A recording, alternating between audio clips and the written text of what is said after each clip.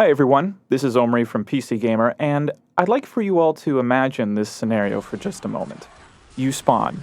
There's your trusty enforcer, right there. Stretching ahead of you is this sci-fi uppercut right into your eyeballs. A floating wedge of rock with an immense stone tower looming in the distance. The twinkling of stars peppers the background and surrounds everything you see, but the real showstopper, though, is this slowly rotating and huge planet Earth traveling around this entire arena. It's sort of this majestic complement to what you're seeing, but it also seriously screws up your sense of orientation. This is Unreal Tournament, this is Facing Worlds, and this is why it's my favorite multiplayer map ever. So every multiplayer shooter has a sort of flagship map that everyone instantly remembers whenever they talk about it. You got Dust for Counter-Strike, Wake Island for Battlefield, Quake 3's Longest Yard, and so on. Facing Worlds is Unreal Tournament's calling card, a staple CTF arena that's pretty much synonymous with an instantly recognizable design and mirror-like symmetry. Sure, everyone remembers this map for how it looks and just how fun it is to play in it, but it's also one of the best-known examples of brilliant balancing I can ever remember. The protective haven of the tower's respective flag rooms complements the no-man's lands of the crossroads connecting them so well. Similarly, assaulting the enemy tower is a constant dance with the entrenched snipers on the other side, so everyone is always in danger no matter what they do.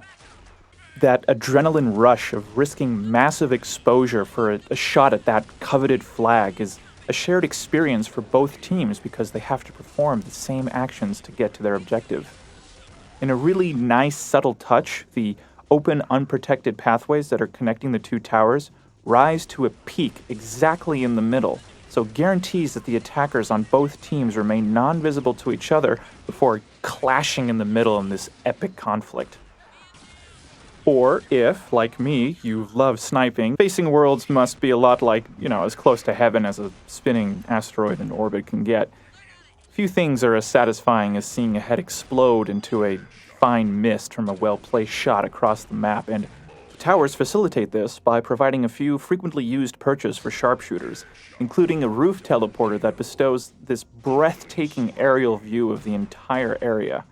It's almost too easy landing headshots on players scurrying below from this vantage point, but balance wins again, as snipers are forced to expose themselves to counter-sniping and potshots if they really want to take down all their targets.